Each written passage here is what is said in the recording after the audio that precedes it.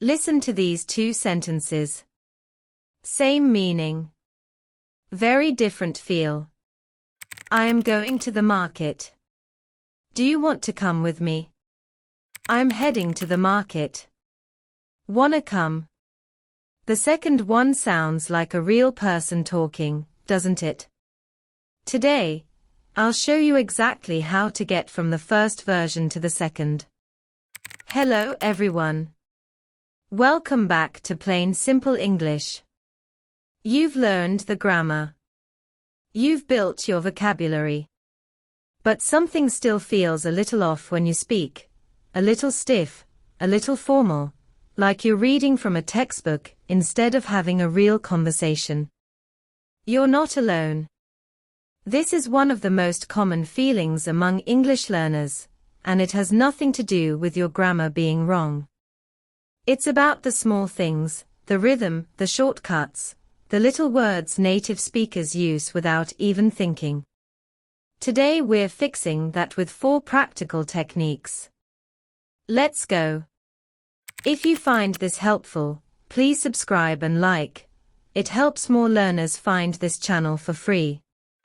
Technique 1. Swap formal phrases for everyday ones.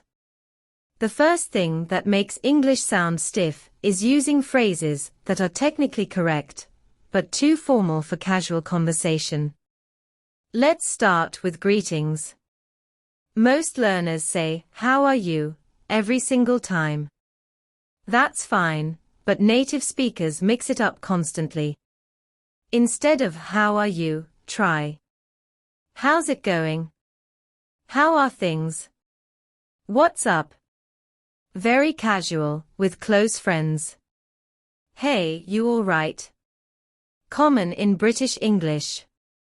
And when someone asks how you are, instead of the flat, "I am fine, thank you," try, "Pretty good, thanks."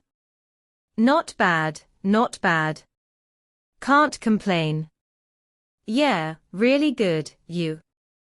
Notice how those responses have energy. They invite conversation. "I am fine, thank you" closes the door. "Can't complain" opens it. Same idea applies beyond greetings. Swap formal phrases for casual ones wherever you can. Instead of "I would like to," say "I'd love to," or "I fancy." Instead of "I do not understand," say "I'm not following," or "Sorry, I'm lost." Instead of "Could you repeat that?" say "Sorry, what was that?" or "Can you say that again?" These aren't slang, they are just natural, everyday English. Let's say them together. How's it going? Pretty good, thanks. Can you say that again? Technique 2. Use contractions every time. This one is simple, but it makes an enormous difference. Native speakers almost never say the full form in conversation. They always use the contracted version. I am equals I'm. Do not equals don't. It is equals it's. They are equals they're. I would equals I'd. We have equals we've.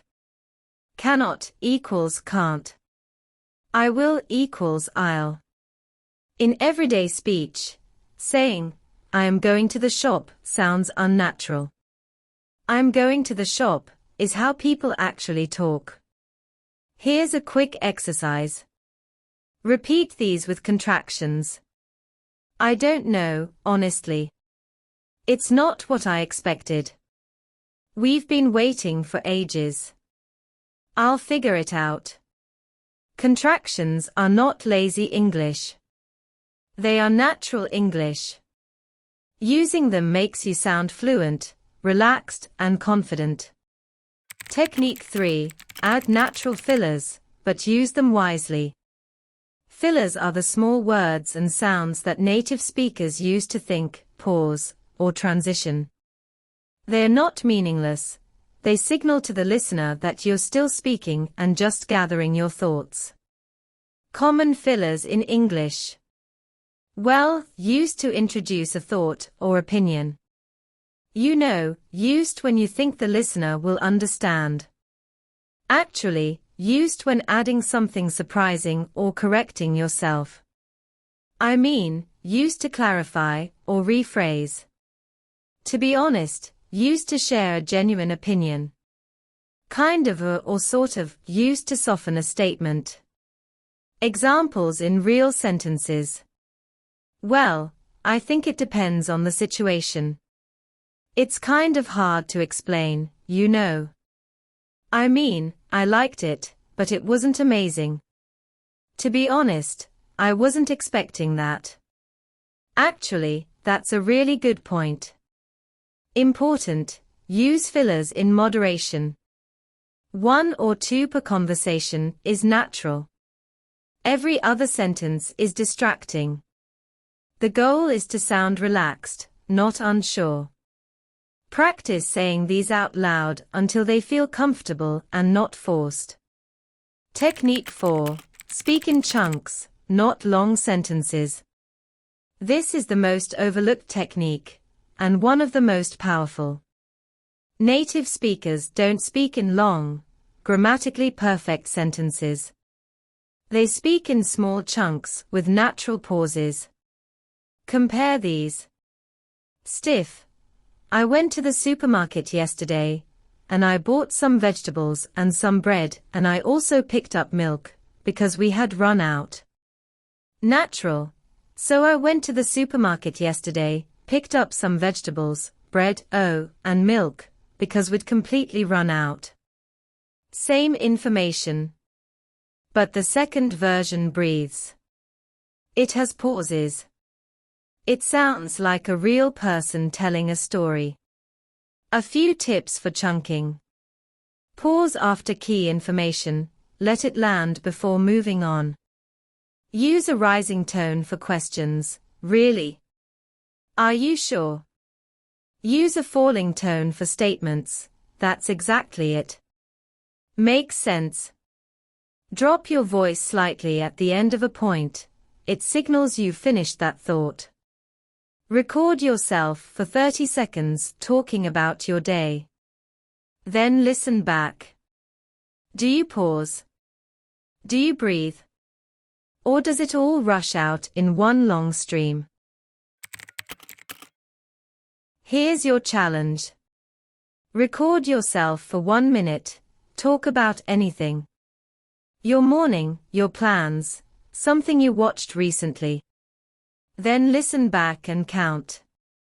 Did you use any contractions? Did you use any natural fillers? Did you pause between chunks? Try again with all 3. Notice the difference. Share how it went in the comments. I'd love to hear. Natural English isn't about being perfect. It's about sounding like a real person having a real conversation. And with a little practice, that's exactly what you'll sound like. If this lesson helped you, please give it a like and subscribe for a fresh lesson every week. You've got this. See you in the next one.